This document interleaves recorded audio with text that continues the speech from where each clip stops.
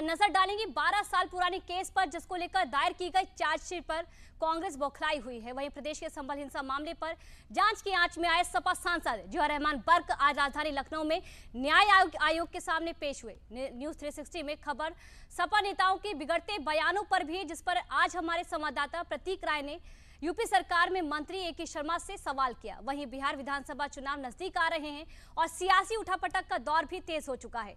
News 360 में नासिक में हुए बुलडोजर एक्शन को लेकर भी है।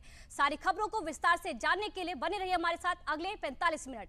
पर सबसे पहले नजर डालेंगे उस खबर पर जो आज दिन भर सुर्खियों में रही। नेशनल हेराल्ड मामले में आज प्रवर्तन निदेशालय यानी ईडी ने कांग्रेस के नेता राहुल गांधी और सोनिया गांधी के खिलाफ चार्जशीट दायर की, तो कांग्रेस ने देश भर में प्रदर्शन शुरू कर दिया। देखिए ये खास रिपोर्ट।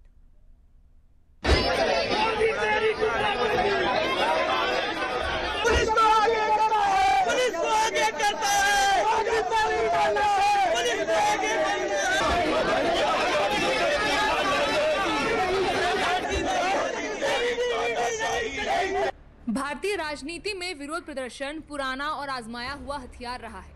कई बार ये हथियार लोकतंत्र को जीवित रखने के लिए जरूरी भी बन जाता है, लेकिन अक्सर इस हथियार का इस्तेमाल भारतीय राजनीति में अपनी सियासत को चमकाने के लिए किया जाता है, जैसे इस वक्त हो रहा है। मुद्दा कोई भी हो, लोगों से जुड़ा हो या ना हो, लेकिन विरोध प्रदर्शन अपने आप को जनता की नजरों में पाक साफ दिखाने का रामबाण नुस्खा बन चुका है। राहुल गांधी जिंदाबाद, जिंदाबाद, राहुल गांधी जिंदाबाद, सोनिया गांधी जिंदाबाद। ये आवाजें सुनकर तो आप इतना जरूर समझ गए होंगे कि ये कार्यकर्ता किस पार्टी के हैं। बाकी जगह हम आपको बता देते हैं।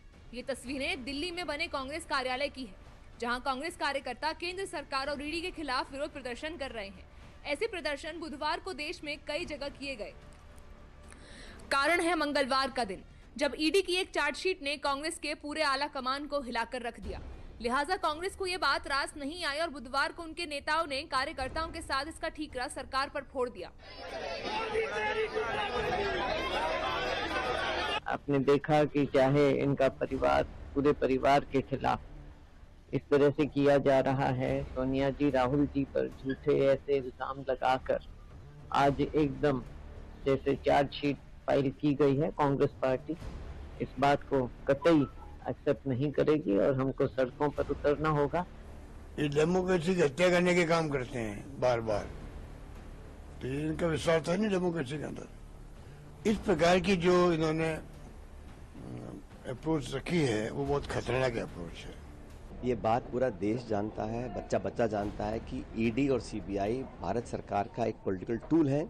सोनिया गांधी जी की जो पब्लिक लाइफ है और पब्लिक डोमेन में है, उन पे कोई एक उनकी छवि को धूमिल करने की एक नाकाम कोशिश है।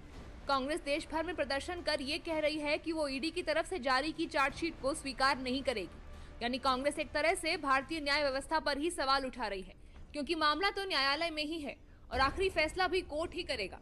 तो इससे केंद्र सरकार का क्या लेना देना, जबकि ईडी ने कानूनी प्रक्रिया के तहत ही नेशनल हेराल्ड केस में चार्जशीट दाखिल किया है। ईडी ने कांग्रेस के नेशनल हेराल्ड अखबार और एजेएल यानी एसोसिएटेड जर्नल्स लिमिटेड से जुड़े मनी लॉन्ड्रिंग केस में मंगलवार को पहली चार्जशीट दाखिल की। इसमें सोनिया गांधी, राहुल गांधी, सैम पित्रोदा और सुमन दुबे के नाम शामिल हैं। मामले की सुनवाई 25 अप्रैल को दिल्ली के राउज एवेन्यू कोर्ट में होगी। कोर्ट ने ईडी से मामले की केस डायरी भी मांगी है। अब कांग्रेस इसी चार्जशीट के खिलाफ देश भर में ईडी दफ्तरों के बाहर जाकर विरोध प्रदर्शन कर रही है, क्योंकि इसमें सोनिया गांधी और राहुल गांधी का नाम शामिल किया गया है। लिहाजा सवाल उठता है कि जब इस पूरे मामले की सुनवाई 25 अप्रैल को होगी तो कांग्रेस को कानून अपने हाथ में लेने की क्या जरूरत है। लेकिन दिलचस्प बात यह भी है कि अगर सियासत दूसरों की जरूरतों के हिसाब से चलने लगेगी तो उसका अस्तित्व ही खतरे में आ जाएगा। शायद कांग्रेस को भी यही लग रहा है, जिस पर बीजेपी ने भी सवाल उठाए हैं। उनके प्रदर्शन करने के अधिकार को मैं चुनौती नहीं दूंगा, लेकिन प्रदर्शन किस बात के लिए, ये मैं बिहार से आता हूं तो एक पैटर्न आपको दे दूं। जब भी सीबीआई और ईडी क्वेश्चन करती है लालू जी को, उनके परिवार को, लैंड फॉर जॉब स्कैम में, तो लोग पहुंच जाते हैं धरना देने के लिए, आपको मालूम ही है। तो वही मॉडल कांग्रेस पार्टी ने भी अख्तियार कर लिया है क्या? कांग्रेस पार्टी ये चाहती है कि कांग्रेस का जो गांधी खानदान है, अगर वो भ्रष्टाचार करे तो उसके ऊपर कोई कार्रवाई ना हो, वो अपराध करे तो उनके ऊपर कोई कार्रवाई ना हो, वो इस देश में आतंकवाद के रास्ते खोले तो उन पर कोई कार्रवाई ना हो, वो वह तुष्टीकरण करें तो उनके मामले में सबको चुप रहना चाहिए। तो अब वो समय चला गया है। कांग्रेस के लोग नेशनल हेराल्ड के मामले में एक तरीके से एक ऐसा निम्न स्तर की राजनीति कर रहे हैं। ये राजनीतिक मसला नहीं है, ये भ्रष्टाचार का मसला है और कांग्रेस को इसको ओन करना चाहिए। एसोसिएटेड जर्नल्स लिमिटेड की संपत्तियों को सीज करने की कार्रवाई तो पहले ही शुरू हो चुकी थी। अब ईडी ने राहुल गांधी और सोनिया गांधी के खिलाफ चार्जशीट भी दाखिल कर दी है, इसलिए पहले आप पूरा मामला समझिए। 1938 में पंडित जवाहरलाल नेहरू ने नेशनल हेराल्ड अखबार की शुरुआत की थी। इस अखबार को एसोसिएटेड जर्नल्स लिमिटेड यानी एजेएल प्रकाशित करता था, लेकिन 2008-9 में एजेएल आर्थिक संकट के कारण अखबार बंद कर दिया गया। मेट्रोपॉलिटन मजिस्ट्रेट की अदालत में दायर शिकायत के अनुसार एजेएल ने कांग्रेस 90.25 करोड़ रुपए का ब्याज मुक्त ऋण लिया। आरोप है कि ऋण चुकाया नहीं गया। फिर यंग इंडियन ने नवंबर 2010 में 50 लाख रुपए में एजेएल के लगभग सभी शेयर और इसकी बाकी सभी संपत्तियों का अधिग्रहण कर लिया। बीजेपी नेता सुब्रमण्यम स्वामी ने 2012 में दिल्ली के पटियाला हाउस कोर्ट में एक याचिका दाखिल की थी। याचिका में सोनिया गांधी, राहुल गांधी और कांग्रेस के ही मोतीलाल वोरा, ऑस्कर फर्नांडिस, सैम पित्रोदा और सुमन दुबे पर घाटे में चल रहे नेशनल हेराल्ड अखबार को धोखाधड़ी और पैसों की हेराफेरी के जरिए हड़पने का आरोप लगाया। आरोप के मुताबिक कांग्रेसी नेताओं ने नेशनल हेराल्ड की संपत्तियों पर कब्जे के लिए यंग इंडियन लिमिटेड ऑर्गेनाइजेशन बनाया और इसके जरिए नेशनल हेराल्ड का प्रकाशन करने वाली एसोसिएटेड जर्नल लिमिटेड यानी एजेएल का अवैध अधिग्रहण कर लिया।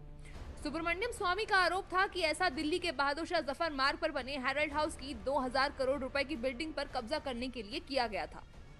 लिहाजा बीजेपी नेता सुब्रमण्यम स्वामी ने 2000 करोड़ रुपए की कंपनी को केवल 50 लाख रुपए में खरीदे जाने को लेकर सोनिया गांधी, राहुल गांधी समेत केस से जुड़े कांग्रेस के अन्य वरिष्ठ नेताओं के खिलाफ आपराधिक मुकदमा चलाने की मांग की, जिसके बाद इस केस में एक्शन शुरू हुआ।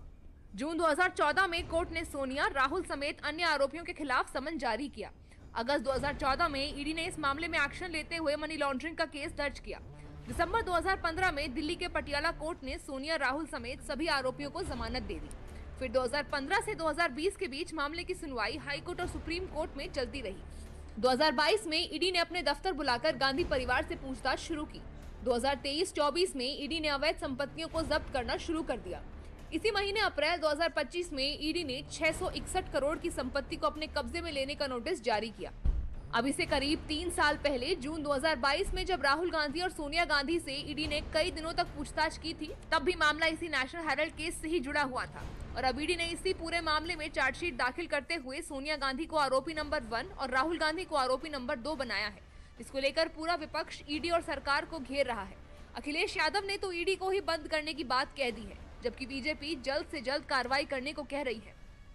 कांग्रेस ने ईडी बनाई थी और आज ईडी की वजह से ही उन्हें भी परेशानी का सामना करना पड़ा है।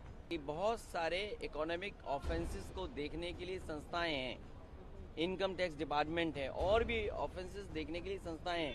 ईडी की जरूरत क्या है?